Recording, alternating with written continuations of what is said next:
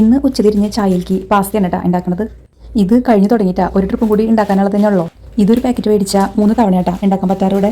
എൻ്റെ അളവ് പാത്രം കേട്ടോ ഈ ചില്ലിൻ്റെ ബോൾ. ഇതിൽ 3 പാത്രം ഉണ്ടാവാറുണ്ട്. സൂപ്പർ മാർക്കറ്റിൽ പോകുമ്പോൾ ഇടയ്ക്കിടയ്ക്ക് മേടിച്ചുകൊണ്ട് വരാറുണ്ട്. ഇതിന് 50% ഓഫ് ഉണ്ട് കേട്ടോ. ഞാനിത് 68 രൂപയ്ക്കാണ് കേട്ടോ മേടിച്ചിട്ടുള്ളത്. വളരെ എളുപ്പത്തിൽ ഉണ്ടാക്കിയെടുക്കാം. ഇതിൽ ആകെ കൂടിയുള്ള ഒരു പണിയായിട്ട് എനിക്ക് തോന്നിയിട്ടുള്ളത് വെജിറ്റബിൾ കട്ട് ചെയ്യൽ മാത്രമാണ്. ഉച്ചതിരിഞ്ഞ് സ്കൂളൊക്കെ വിട്ട് വരുമ്പോൾ ഇടയ്ക്ക് ഞാൻ ഉണ്ടാക്കി വെക്കാറുണ്ട്. മൂത്തമ്മോന് ഇത് ഭയങ്കര ഇഷ്ടമാണ്. ഈ ഒരു പാത്രം പാസ്ത ഉണ്ടാക്കി കഴിഞ്ഞാൽ ഞങ്ങൾക്ക് 4 പേർക്കും കൂടി കഴിക്കാനുള്ളതുണ്ടാവും കേട്ടോ. ആദ്യം തന്നെ ഞാൻ ഫ്രിഡ്ജിൽ നിന്ന് ബട്ടറാണ് കേട്ടോ ഇറക്കി വെക്കുന്നത്. ഇത് ബട്ടറിലാണ് കേട്ടോ തയ്യാറാക്കുന്നത്. ഇത് ഐസ്ക്രീമിൻ്റെ ചിപ്പിൽ ഇട്ട് വെച്ചു എന്നുള്ളൂ. ഈ ബട്ടർ ഞാൻ വീട്ടിൽ തന്നെ തയ്യാറാക്കിയിട്ടുള്ളതാണ്. പാല് കാച്ചുമ്പോൾ അതിൻ്റെ പാട മാറ്റി വെച്ചിട്ട് അങ്ങനെ ഉണ്ടാക്കിയെടുത്തിട്ടുള്ളതാണ്. ഇനി നമുക്ക് നമ്മുടെ കയ്യിലുള്ള വെജിറ്റബിൾസുകൾ ഇതിനാവശ്യമുള്ളത് എടുക്കാം. എൻ്റെ കയ്യിൽ ക്യാരറ്റ് ഉണ്ടായിരുന്നു, ക്യാപ്സിക്കം പകുതി ഉണ്ടായിരുന്നുള്ളൂ, പിന്നെ സവാള, പിന്നെ വെളുത്തുള്ളി, ഇതൊക്കെയാണ് കേട്ടോ എടുത്തിട്ടുള്ളത്. ഇനി അല്ലാതെ നമുക്കിത് ചെറുതായിട്ട് അരിഞ്ഞെടുക്കണം. ഇതിൽ ഏറ്റവും വലിയ പണിയായിട്ട് എനിക്ക് തോന്നിയിട്ടുള്ളത് ഈ വെജിറ്റബിൾസുകൾ കട്ട് ചെയ്യൽ തന്നെ കേട്ടോ. വേറെയൊക്കെ വളരെ സിമ്പിളായിട്ട് നമുക്കിത് ചെയ്തെടുക്കാം. ഈ വെജിറ്റബിൾസുകളൊക്കെ ആരെങ്കിലും കട്ട് ചെയ്ത് തരണ്ടെങ്കിൽ സുഖമായിരുന്നു കേട്ടോ. അത് കട്ട് ചെയ്യാനാണ് കുറച്ച് നേരം എടുക്കുക നമുക്ക്. പകുതി ക്യാപ്സിക്കാണ് കേട്ടോ ഉള്ളത്. 3-4 ദിവസം മുന്നേ ഇതുപോലെ പാസ്ത ഉണ്ടാക്കിയപ്പോൾ ആ പകുതി ഞാൻ അതിലേക്ക് ഇട്ടു. പിന്നെ ബാക്കി പകുതി ഫ്രിഡ്ജിൽ വെച്ചിട്ടുണ്ടായിരുന്നതാണ്. അത് കാരണം ഈ ക്യാപ്സിക്കം ചെറുതായിട്ടൊന്ന് വാടിയിട്ടുണ്ട്. ആദ്യം തന്നെ ഞാൻ വെളുത്തുള്ളി ആയിട്ട് അരിഞ്ഞെടുക്കണം. വെളുത്തുള്ളി വളരെ ചെറുതായിട്ട് കുനുകുനാന്ന് അരിഞ്ഞെടുത്തിട്ടുണ്ട്. പിന്നെ അതുപോലെ സവാള അതെ വളരെ ചെറുതായിട്ട് തന്നെ അരിഞ്ഞെടുത്തുള്ളത്. അതിനുശേഷം ക്യാരറ്റ് കുറച്ച് നീളത്തിൽ നൈസായിട്ടാണ് അരിഞ്ഞെടുത്തത്. പിന്നെ അതിനുശേഷം ലാസ്റ്റ് ക്യാപ്സിക്കം അതെ ചെറുതായി സ്ക്വയർ പോലെ അരിഞ്ഞെടുത്തിട്ടുണ്ട്. ഇതൊക്കെ അരിഞ്ഞ് വെച്ച് കഴിഞ്ഞപ്പോൾ കാണാൻ നല്ല ഭംഗിയുണ്ട് പല കളറുകളിൽ. മെയിൻ പണിയായിട്ടുള്ള പച്ചക്കറികളൊക്കെ അരിഞ്ഞ് വെച്ചു. ഇനി നമുക്ക് പാസ്ത വേവിച്ചെടുക്കും. അതിനായിട്ട് ഒരു പാത്രത്തിൽ ഞാൻ വെള്ളം വെച്ചിട്ടുണ്ട്. അതിൽ ആവശ്യത്തിനുള്ള ഉപ്പിട്ട് കൊടുത്തു. കുറച്ച് ഓയിലും കൂടി വെച്ച് കൊടുത്തു.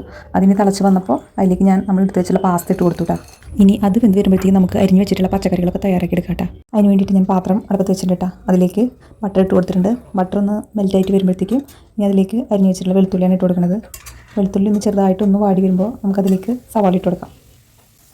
ആവശ്യത്തിനുള്ള കുറച്ച് ഉപ്പും കൂടി ഇട്ട് കൊടുത്തിട്ടുണ്ട് കേട്ടോ. അതിന് ശേഷം ഞാൻ ഇതിലേക്ക് നമ്മൾ നേരത്തെ അരിഞ്ഞ് വെച്ചിട്ടുള്ള ക്യാരറ്റും ക്യാപ്സിക്കും കൂടി ഇട്ട് കൊടുത്തിട്ടുണ്ട്. ഇതെല്ലാം കൂടി നമുക്ക് ചെറുതായി ഒന്ന് വാട്ടിയെടുക്കാം.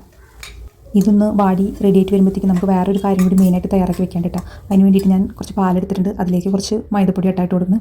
ഇനി ഇത് നമുക്ക് നന്നായിട്ടൊന്ന് മിക്സ് ചെയ്തിട്ട് ഇങ്ങനെ അതിൽ നന്നായിട്ടൊന്ന് കലക്കിയെടുക്കണം കേട്ടോ. ഇതുപോലെ ഇങ്ങനെ വെള്ളം പോലെ ഇങ്ങനെ ആക്കിയെടുക്കാം. കട്ടിയില്ലാണ്ട് നന്നായിട്ട് ഇങ്ങനെ ഇളക്കിയെടുക്കണം കേട്ടോ. ക്രീമി പാസ്തയായിട്ട് വേണമല്ലോ, അപ്പോൾ അതിന് വേണ്ടിയിട്ടാണ് കേട്ടോ. അപ്പോഴേക്കും പാസ്ത നന്നായി വെന്തിട്ടുണ്ടായിരുന്നു. അത് ഞാൻ ഊറ്റി വെച്ചിട്ടുണ്ട്. ഇനി വെജിറ്റബിൾസിലേക്ക് മടങ്ങി വരാം കേട്ടോ. വെജിറ്റബിൾസൊക്കെ നന്നായിട്ട് പാകമായിട്ട് വന്നിട്ടുണ്ട്. അതിലേക്ക് നമ്മൾ നേരത്തെ പാലിൽ മൈദ കലക്കി വെച്ചിട്ടില്ലേ അതൊന്ന് ഒഴിച്ചു കൊടുക്കാം. അതൊന്ന് ചെറുതായിട്ടൊന്ന് കുറുകി വരണം കേട്ടോ. ഇതിലേക്ക് ആവശ്യത്തിനുള്ള കുരുമുളക് പൊടി ഇട്ട് കൊടുത്തിട്ടുണ്ട് കേട്ടോ. ഇനി നമുക്ക് ഇത് എത്ര ക്രീമി ടെക്സ്റ്ററിലാണ് വേണ്ടതെന്ന് വെച്ചാൽ ആ പാകമാവണ വരെ നമുക്കൊന്ന് കുറുക്കിയെടുക്കാം. ഞാൻ അതിലേക്ക് ഇടാനുള്ള പാസ്ത എടുക്കാൻ പോയപ്പോൾ ഏട്ടൻ വന്നൊന്ന് ഇളക്കി നോക്കാം കേട്ടോ. ഇനി അതിലേക്ക് പാസ്തയ്ക്ക് ഇട്ട് കൊടുത്ത് നമ്മുടെ ആവശ്യത്തിനുള്ള ക്രീമി ടെക്സ്റ്ററിലാക്കിയിട്ടൊന്ന് ഇളക്കിയെടുത്ത് കഴിഞ്ഞാൽ നമ്മുടെ പാസ്ത റെഡി ആയിട്ടുണ്ട് കേട്ടോ. അങ്ങനെ പെട്ടെന്ന് തന്നെ ചായ കൂടി വെച്ചു കേട്ടോ. ചായ അങ്ങനെ തിളച്ച് റെഡി ആയിട്ട് വന്നിട്ടുണ്ട്. അപ്പോൾ പിന്നെ എന്തായാലും പാസ്ത ഒന്ന് ടേസ്റ്റ് നോക്കി. അടിപൊളി ടേസ്റ്റ് ആയിരുന്നു കേട്ടോ. ഇതുപോലെ ട്രൈ ചെയ്ത് നോക്കണം കേട്ടോ.